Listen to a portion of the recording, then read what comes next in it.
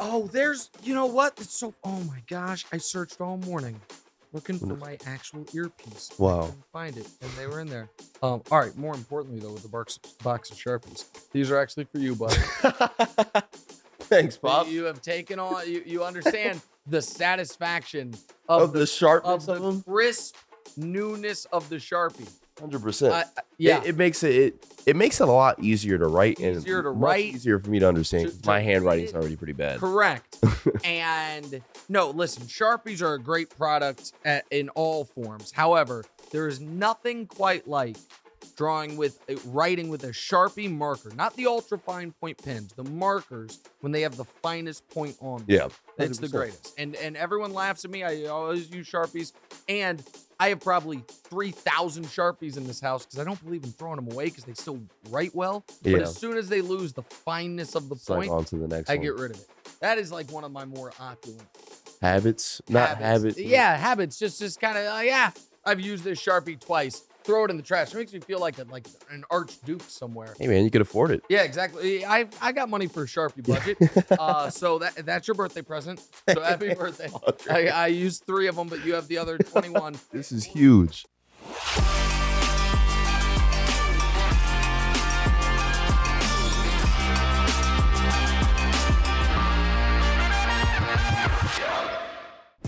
Welcome in. We are back. What's Right with Nick Wright, the podcast and YouTube show. A show that's doing quite well on YouTube. Could do a little better on the podcast rankings, but I thought long and hard over my time on vacation. I'm not going to spend any more time asking you guys to listen, subscribe, rate, review, those things. You guys are already here. I appreciate you. We need to bring in other people. Those are the people. I'm going to put up billboards or something for that. I am ready to go. We have so much to do today.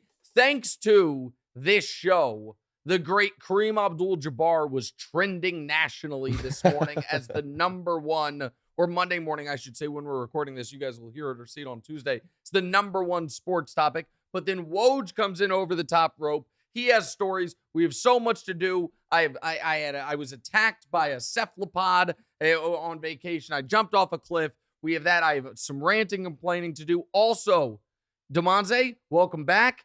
The last show we did, your baby sister, who's no longer a baby, 8-year-old Deanna, was in for you. Before we get to the show, very quickly, 10 seconds or less, your review of her performance. She killed it. She crushed. Deanna's a that's her niche. I think she's going to be an actor one day. Okay. First of all, it warms my heart to hear you say that. Second of all, I agree with you on Deanna's future career. Third of all, correct and proper usage of niche there. My guy.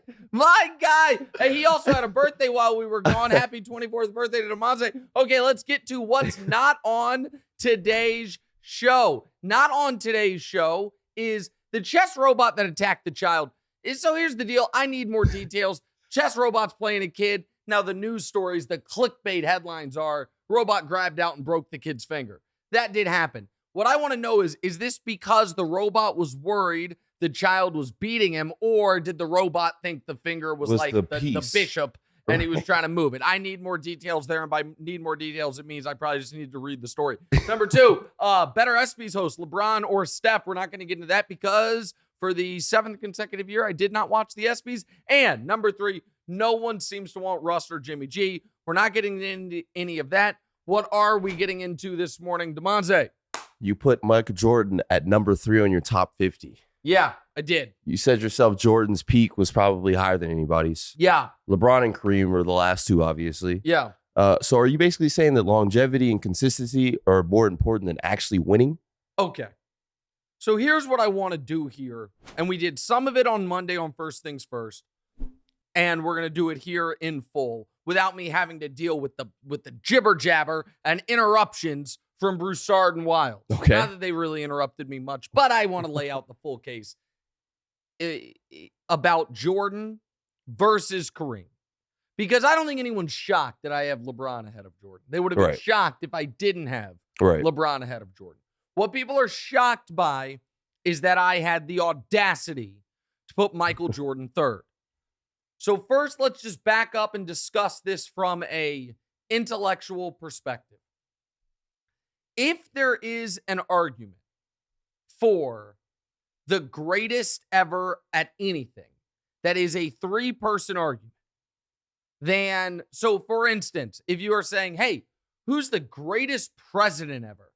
And some people are like, I think it's George Washington, first and the best. Some people are like, I think it's Abe Lincoln, won the Civil War, helped free the slaves. And someone's like, I think it's FDR. Dude won 4 elections, New Deal, all that.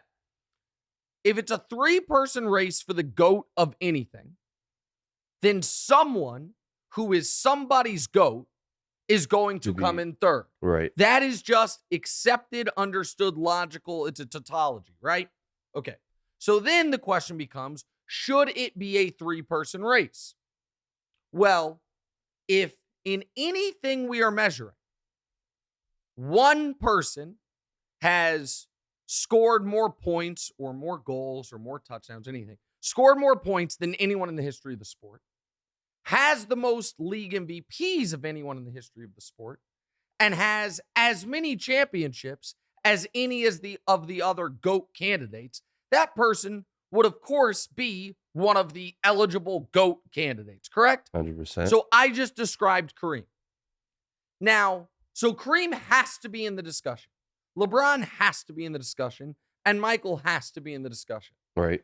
So this is, my wife is right here, by the way, standing off camera. We can't show her because she's not camera ready right now. She is so bored with this discussion. But I'm not going to let that take away from the fact, because I'm not bored with this discussion, because while LeBron versus Jordan has been discussed a lot, Kareem versus any of these guys has not been, because he is a forgotten man.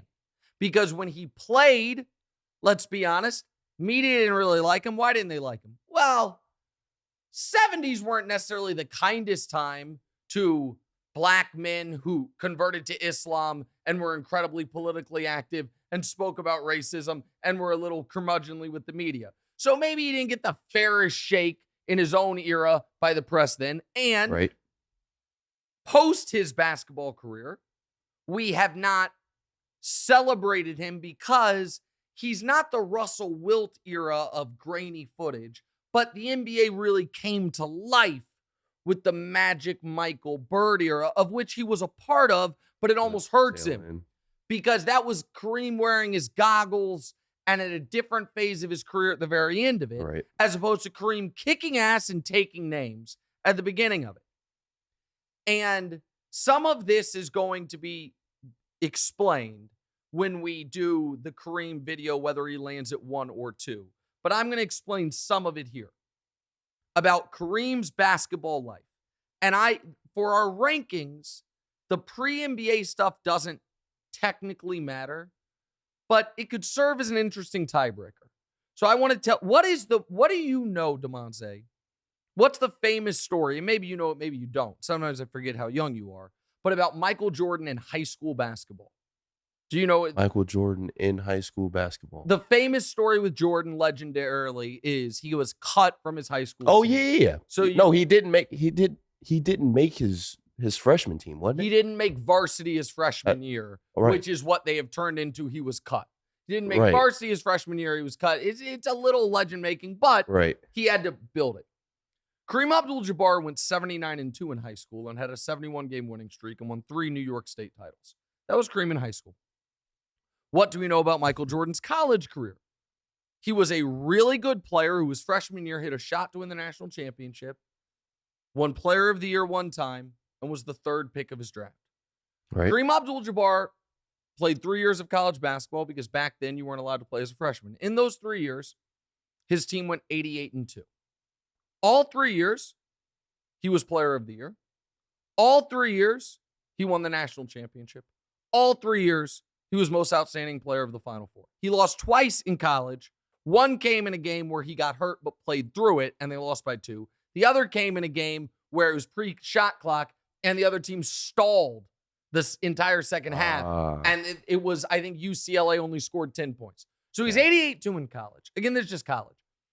And then, so what about his freshman year? His freshman year, UCLA's varsity team, which he wasn't allowed to play for, won the national championship.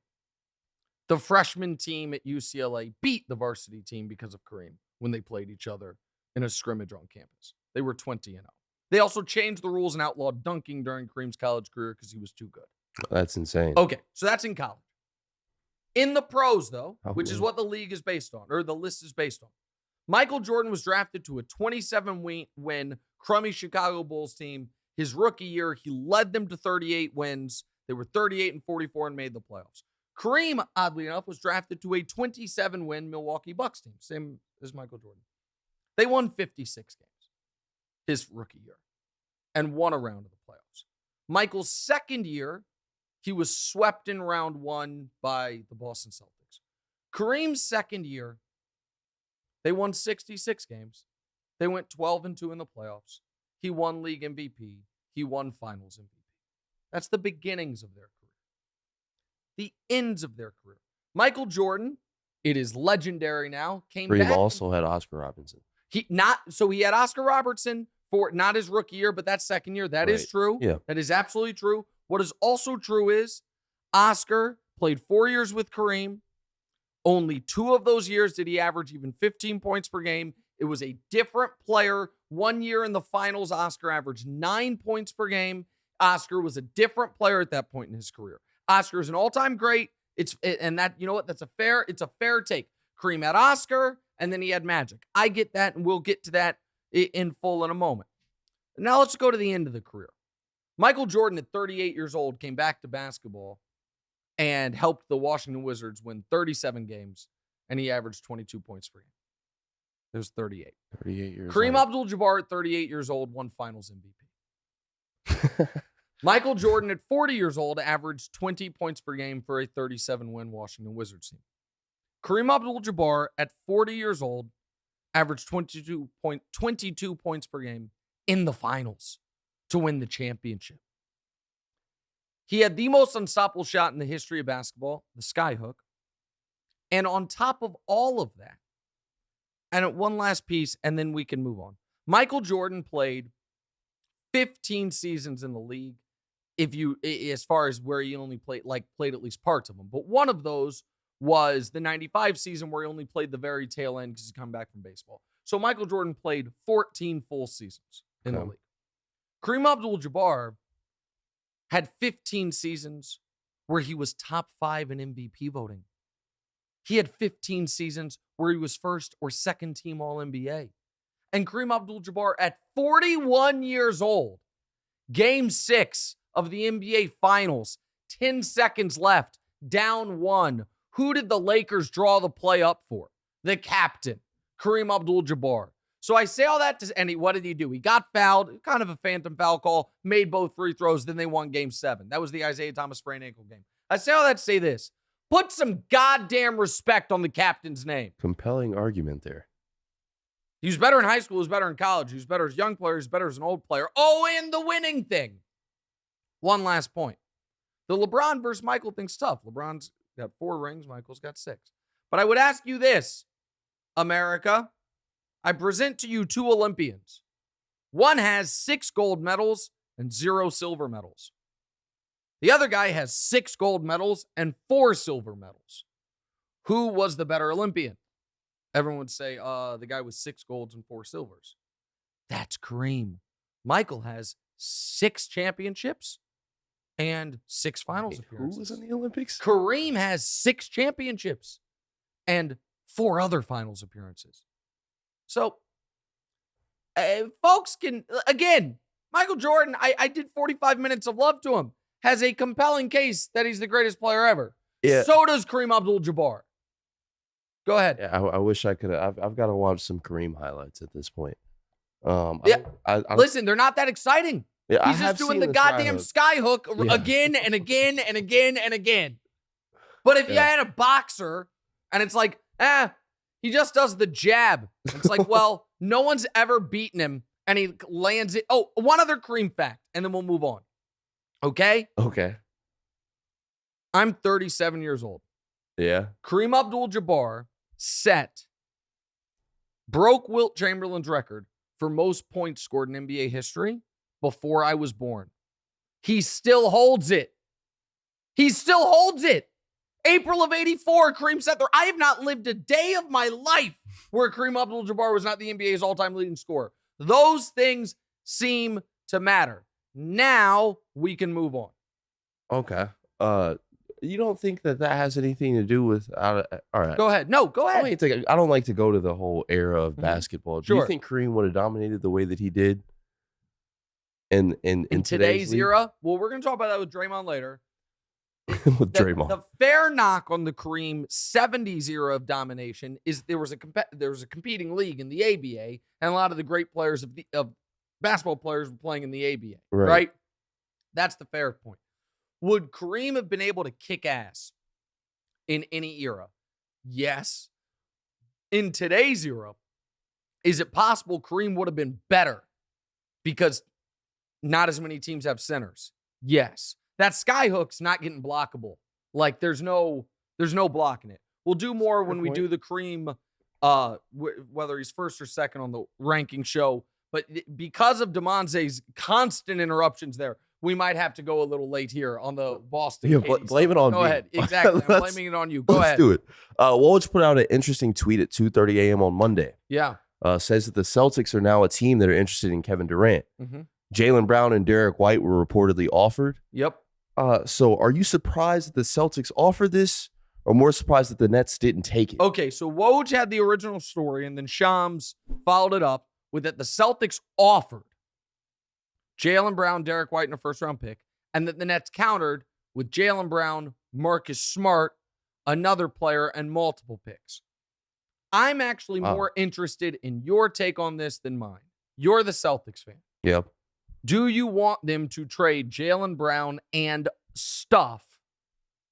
Here's the trade I came up with. Because what's the halfway between Derek White and Marcus Smart? Time Lord. Here's what I came up with. Jaylen Brown, Time Lord, a couple first-round picks for Kevin Durant. You are running the Celtics. They are your team. Tatum, Jaylen Brown, and KD. No. Yeah. You don't keep Jaylen. You keep Smart, Tatum, and KD. You're trading Jaylen Brown has to be Time Lord. Jaylen Brown, Time Lord, and a couple first-round picks for Kevin Durant. Would you do it? That's tough, man. I mean, because obviously Robert Williams he's young. He's got a long time to go. You love him. But it's good. Okay, so Jaylen Brown, Marcus Smart, and a couple picks for KD. Would you do that? Do you have a soft spot in your heart for Time Lord? What the Nets reportedly wanted. Yes. Would you do it? I'm down for that. I don't think you include Robert Williams just because Al Horford's getting older. I feel like you can work around the building up some other young guys or getting some other guys. And later. they just added Malcolm Brogdon in free agency. So you would do Jaylen Brown and Marcus Smart for Kevin Durant. By the way, I think most people would. I'm not saying. I'm just asking you as a Celtics. Oh yeah, no, I don't care if anybody bags on me. Yeah, 100%. Yeah. Okay, let me ask a different question. Would you keep everyone on the team? Tatum for Durant, 1-for-1. No. Okay, so everyone agrees with you on that. The Nets aren't even asking for Tatum because they think he's untouchable. I agree with you on that. Here is the counter argument to my own point there, okay? Okay. The reason you don't think Tatum's better than Durant right now. No. But I think he's close. That could happen in the next couple 24, of years. Right? Yeah. It could happen, but otherwise 24. Here's what I think NBA teams need to start recognizing. How valuable are young players' future when there is no guarantee in today's NBA whatsoever that future is spent with you? So Tatum's got 3 years left on his deal. And that's assuming guys don't demand a trade early. So everyone's talking about, Tatum's 10 years younger than Durant. He is. But if he only has 3 years left on his deal, who's going to be better over the next 3 years, Tatum or Durant? That's an interesting discussion. Yeah. And if who's to say Tatum's going to be a lifelong Celtic? I don't know the answer to that. I also don't know this. How does Jaylen Brown react? Because the Tatum stuff is just a figment of my own imagination. Just an interesting thought exercise. How does it land on Jaylen Brown's doorstep that he is once again a part of trade rumors? They draft him. He improves, helps lead him to a conference finals, then helps lead him to an NBA finals, is a perfect citizen on and off the court. And once again, they're trying to trade him. They've offered, and that's our time, but again, and we only did 2 topics, but it's fine. We're back from vacation. We got a lot to do. How does that screw things up for them chemistry-wise? I think that's a real concern. And I think at this point, like this is one of the reasons, Damonza, I never bag on the players for looking around being like, I know I'm under contract, don't like it here. Want to change scenery. I know everyone's like, the old timers, they'd stick it out. And it's not always true, but whatever. Teams, it does not matter if you do everything exactly the way they want, do everything right. The moment someone a little bit better comes around, they will offer you up. Yep. And so the Celtics, I'm sure the Celtics did not want this leaked. And now if you're Brooklyn, a little more leverage comes your way because this harmony, good feelings for Boston, it's soured a bit by the fact that your second best guy, the guy who tweeted the energy's about to change, and then you go on this magical run. It's like, no, we would trade you. Yeah. And by the way, you should trade Jaylen Brown and stuff for Kevin Durant. He's Kevin Durant. He's Jaylen Brown. It doesn't mean it doesn't hurt.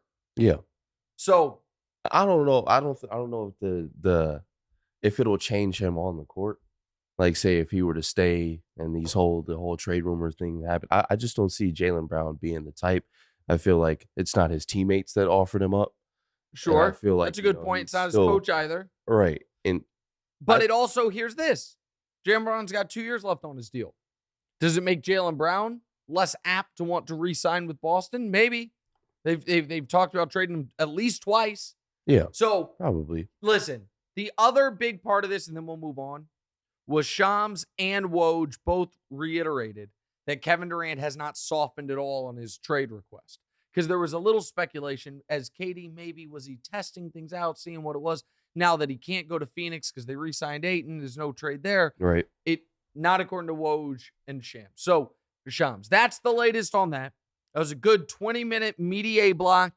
I apologize. Damonza wouldn't shut up, so we weren't able to hit our clock. Guys. That's your fault as always. We have, I'll be honest, B block might be a long one too. We got a lot to do in the B block. Take a quick break. Be right back.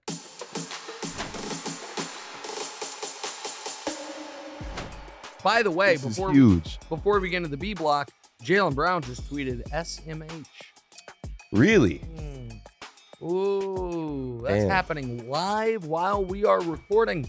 SMH. SMH. Very vague. It could mean a number of things. I do. Now, his pinned tweet is still, the energy is about to shift, which is right where the Celtics were on that run.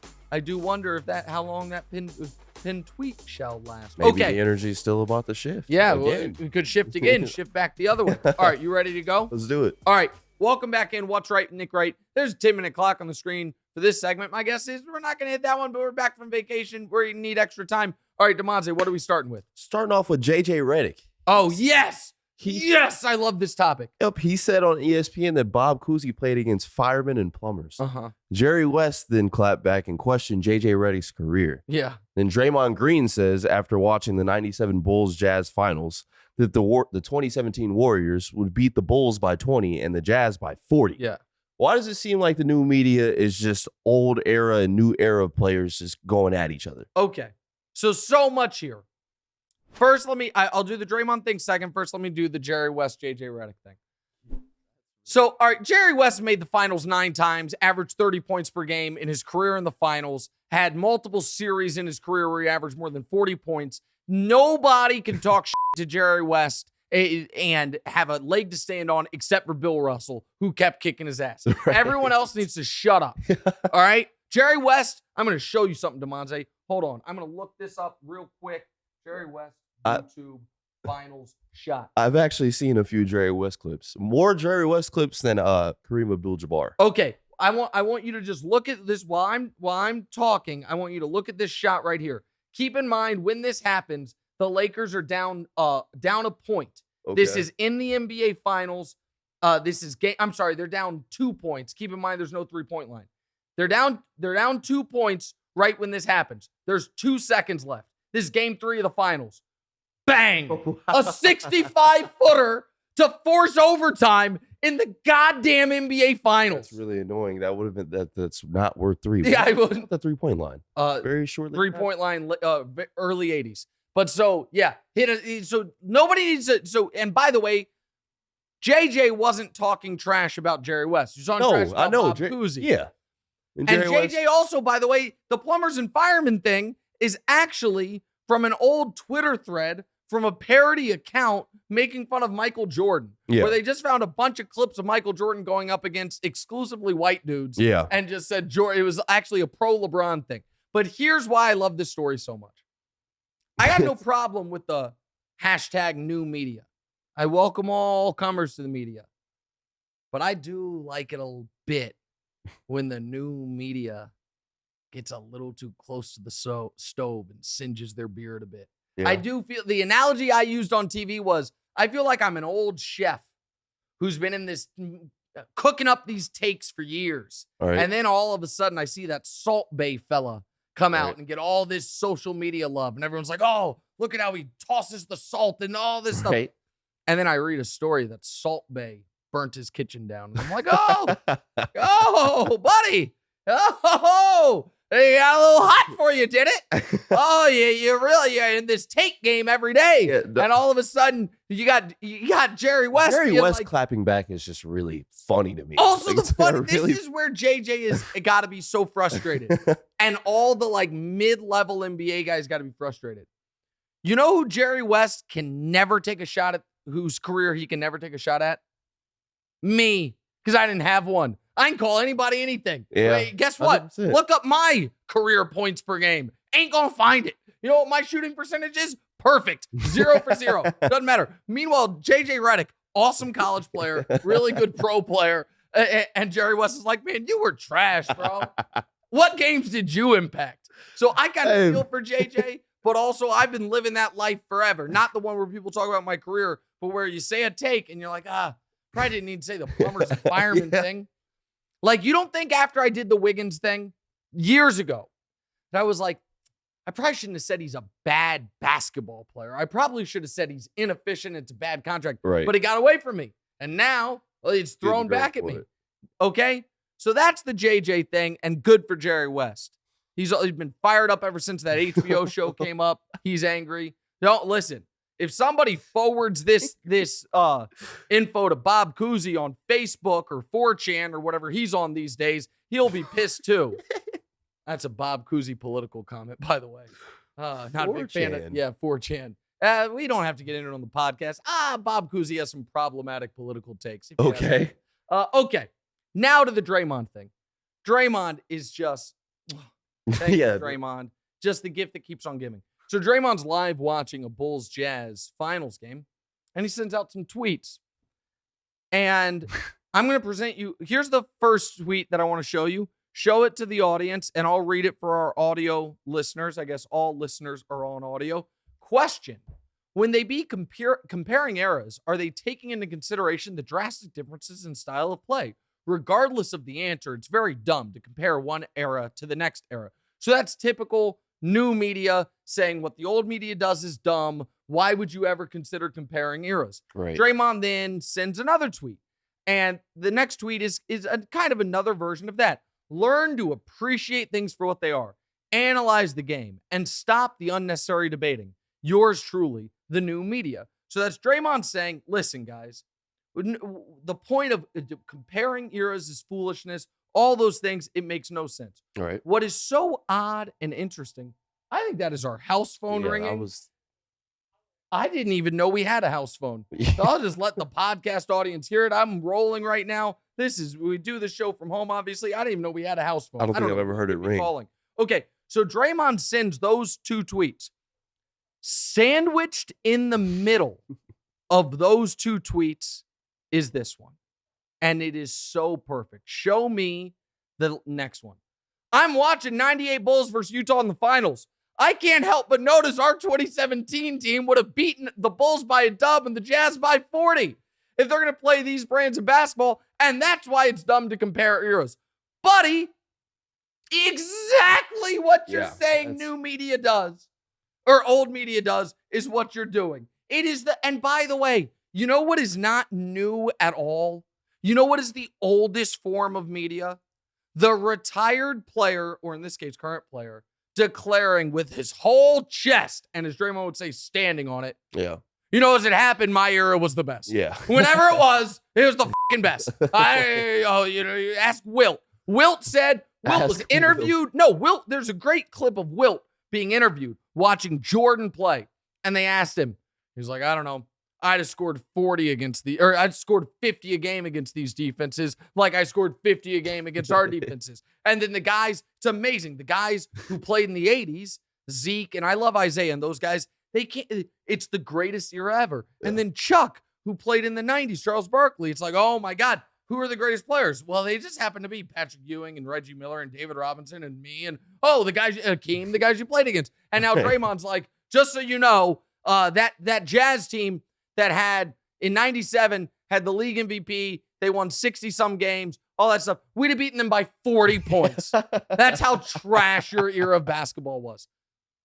And so it's just, that's not new, buddy. That's not revolutionary. Saying my era was the best is something literally every retired player does. Draymond's just getting ahead of the curve. My era was the best. But hey, guys, why argue about something arbitrary and it's so silly? Now, the best, I did reply to Draymond. We don't need to show my tweet. The best tweet is Durant's. Durant is... I don't know what the outcome would be. No, hold on. This is so good from Durant. Because Steve Kerr played for the Bulls. Yeah. And he obviously coached the Warriors. I can't tell you what the results would be, but I do know that Steve Kerr would have demanded that we put Steve Kerr in as many pick and rolls as possible. That's like legitimate comedy. No, that's really funny. That's really super funny. And Durant sent that at like 7 a.m. Durant woke up and just fired up Twitter. And that was a great tweet by Kevin Durant. Okay, we have 90 seconds with final two segments, topics. I don't think we're going to be able to do it in 90 seconds, but let's see how fast we can do it. What's next? Get to some Cardinal football. Yeah. Kyler Murray signed a massive 5-year extension. The Cardinals are clearly all in on Murray and Kingsbury now. Yeah. Would you have done it? And do you think that this will work? I wouldn't have done it, and I don't think it'll work. Listen, I had somebody tried to Wiggins me with my old Kyler Murray take. Because when Kyler Murray was coming into the league, he also was going to be a top pick in baseball. And I was asked what he should do. And I said, I think he should play baseball. I was like, I think he's too small to be fast. Well, would it really help in baseball? Well, he would have been. He had been drafted to Major League Baseball. He had millions of dollars already guaranteed in Major League Baseball. He's a great baseball player, and he was talking about playing both potentially. And my point was, I think he's too small.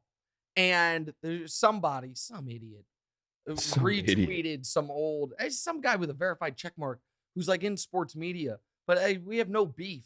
Like, just found this tweet and then was like, he clearly tried to make it go viral again. Right. But luckily for me, the guy has no following whatsoever. So people didn't see it, but I saw it. And I think it was like, oh, look at Nick. He's an idiot. He said he should play baseball, and now he's got this big contract. And I get that to a degree. But I don't think my take's wrong. Now, money-wise, obviously, this has worked out great for him. But I have no evidence that Kyler Murray can get through a full season in the NFL.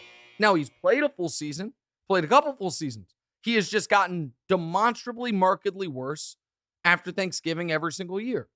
And I think it's because he gets beat down. Right. He is the smallest full-time starting quarterback we've ever seen, and we're yet to see evidence that that at the end of the year, when it's most important, they can be at his best. He's played in one playoff game. In that playoff game, he was horrifying.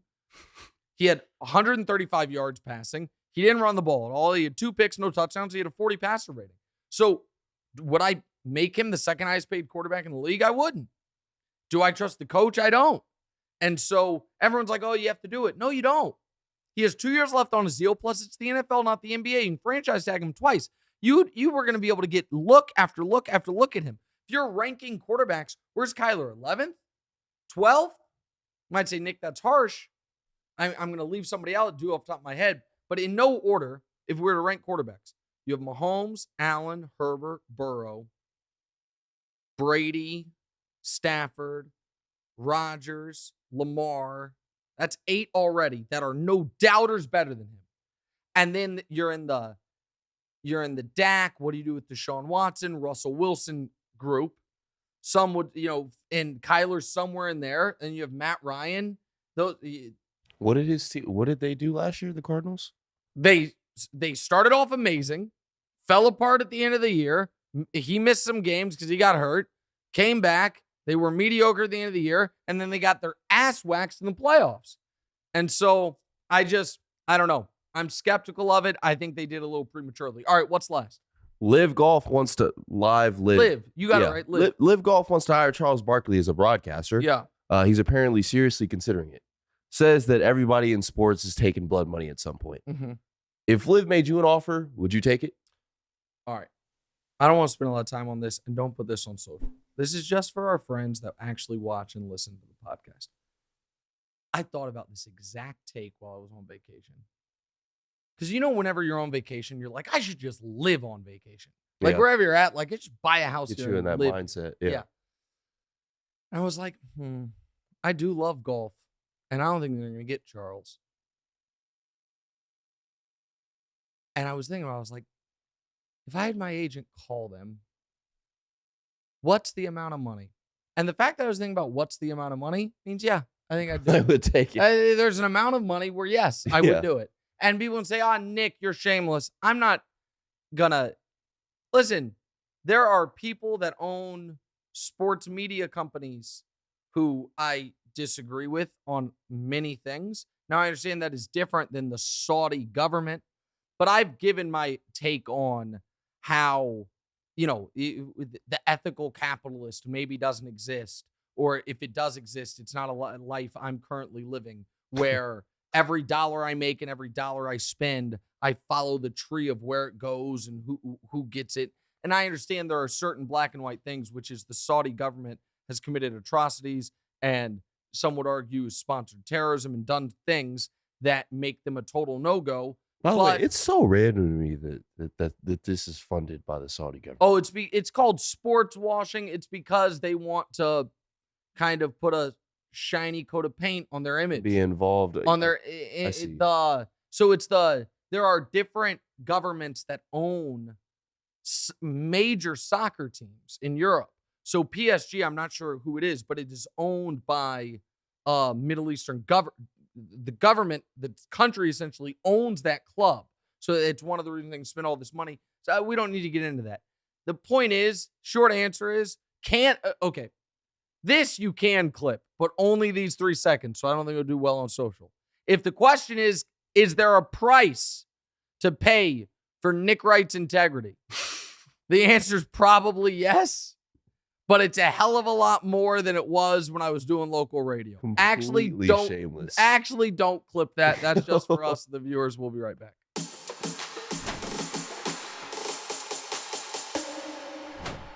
All right, welcome back in. Final segment, What's Right, Nick Wright. It's our first show back after a week off. I was actually out of town for 2 weeks. I spent a week in Los Angeles and then a week in Hawaii. Damonza was not with us. Spent 2 weeks in New York. Damonza spent 2 weeks in New York. Yeah. A week at, sometime at this apartment. Some luxury loft. And sometime at this house because nobody was here, but I don't blame you for it. His girlfriend's in town and he had to work and he didn't get to come on this family vacation, such as life. He did have a birthday. It's fine. We're going to talk about the vacation for a moment, then I'm going to rant about something. So on the vacation, I did some things that I think the audience will enjoy. This part is going to be a bit, listen, for our audio listeners, this is a good reason to watch on YouTube. The beginning of this is going to be a visual segment that I will try to explain, and then the end is going to culminate with a great rant that'll work for everyone. I jumped off a cliff at the southernmost point of the United States. I am not into doing things like this. So that's me very uncoordinatedly jumping off a cliff. Now, the reason I look uncoordinated in that clip is you can argue because I'm not coordinated. I don't think that's the accurate point. It's because I was terrified. Because I think there is something worse than death, and I think it's paralysis. And as soon as I jumped off that cliff, all I could think of was like my spine compressing, hitting the rocks beneath. But we were literally at the southernmost point of the United States. I felt like I needed to do it. So that's a video of me jumping off a cliff from afar. Yeah.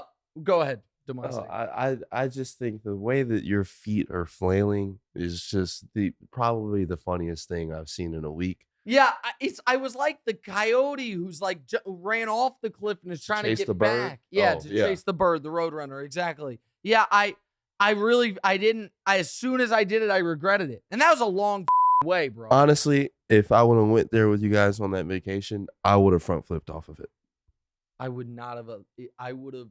I would have. I would have obviously done a running start, not just a front flip. I'm so glad you didn't go. I wouldn't have allowed it. The other thing that happened is I was attacked by a cephalopod. And we have a still shot of that. This is an octopus stuck to my head. So octopus or octopi are aliens.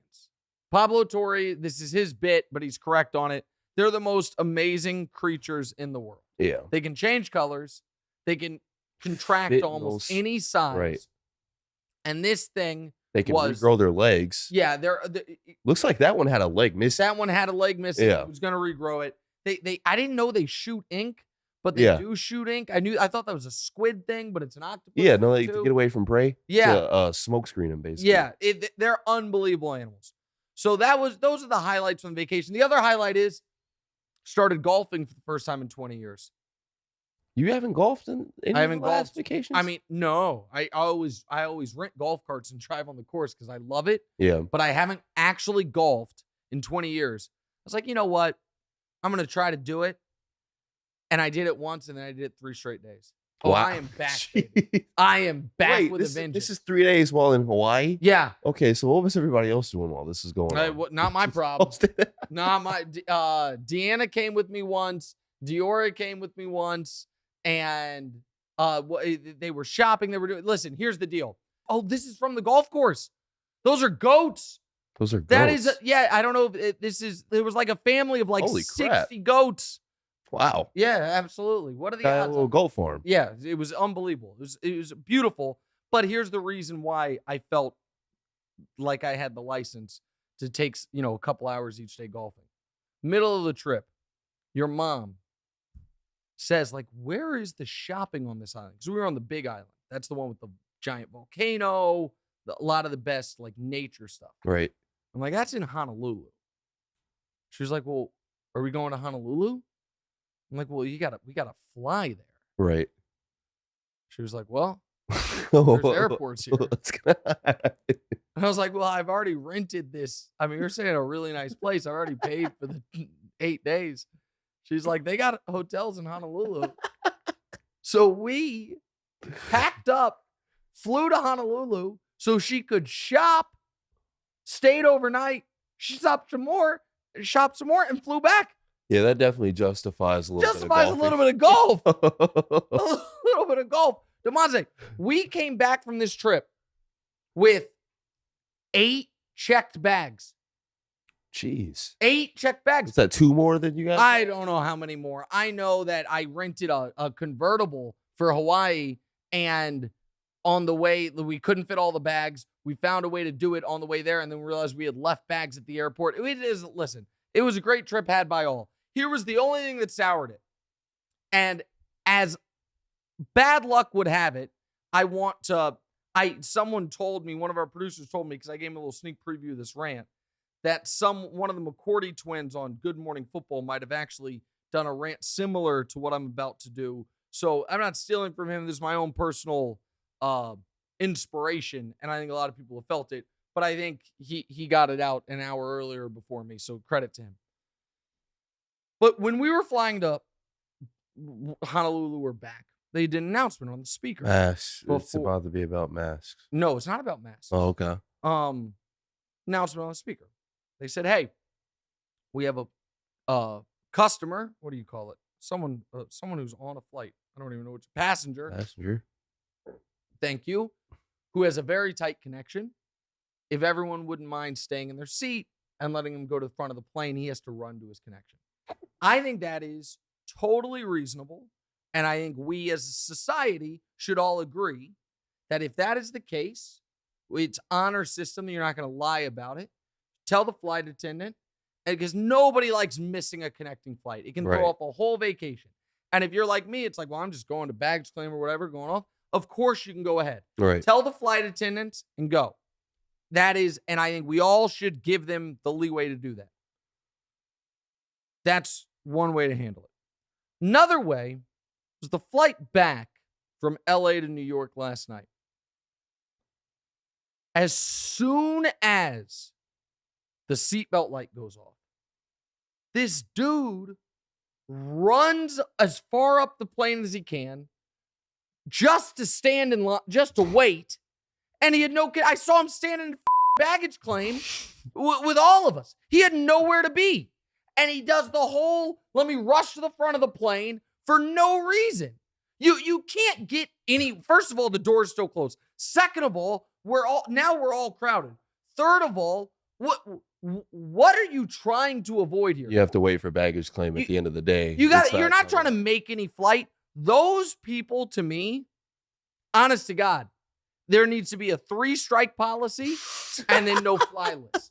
No. If you're one of the people that is just so convinced your time is so much more valuable than everybody else's, that you can't wait. There's a process of how you get off a plane. You know how the process works? Row by row. And the whole, let me rush up ahead. I'm going to play devil's advocate. There is no advocate. Okay, go ahead. Let me hear it. Because in reality, I have thought about doing that before. I've never done it. And I didn't even know this is something that happened often. Yeah. But like, whose time is he really wasting if he does that? If he runs up in front and he's now one more person to then get off the plane. Yeah. Who is he? Is he really causing a holdup for anybody? Because it seems like everybody's taking their freaking time. Okay, but so here's the thing. So this is an interesting thing. So let's say he was supposed to get off the plane 30th, and now he's getting off the plane 5th. So he's jumping 25 people. He is only delaying those people, say, an extra 10 seconds per person. And he's saving himself, by that same math, 250 seconds. But how arrogant and self-absorbed of a person do you have to be to think your time is that much more valuable than 25 people's small amounts of time? That's first of all. Second of all, it's not so much about the time as it is now uncomfortable, because the equilibrium of space between the aisle and the people in the seats who have yet to get off, it's all askew. Right. It's all thrown off. And it is just so, it is such a sign that you are a bad person. No, it's a sign. That is a great character test. I definitely see it. I'm glad I've never done it. In the same category as somebody who is a wait staff. Yeah. For no reason. It's like, oh, no. That's just a sign you're a bad person. Yeah. That's easily a sign that you are.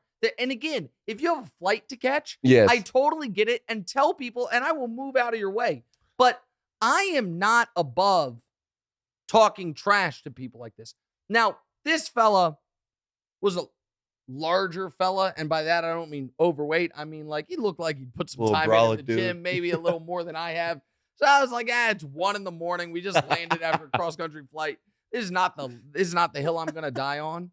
But I'm not above saying to these people, oh, yeah, you got somewhere important to go? Like, what are we doing? And now I'm gonna say something semi-elitist. It used to really bother me. It bothers me clearly a lot now on an LA to New York flight. You know what would really bother me? If I was flying like back from Chicago to Kansas City. And I know there's no connecting flights. And by the way, I'm from Kansas City. We all just landed in Kansas. None of us are doing anything that important. We all got plenty of time. Like, let's all stop acting like, hey, we got $1 million deals to make. If we did, we wouldn't be flying into Kansas City. But you got to rush your way to the front of the plane. We'll be back on Thursday. Hey, thanks for watching. Smash or just lightly tap that subscribe button. It all works the same. To get more from the show, and make sure you click. Why don't you want to mash the bell too, guys? Or just, lightly tap the bell to get notified every time new content drops. Check out full episodes of What's Right wherever you get your podcasts, or just hit the link in the description below.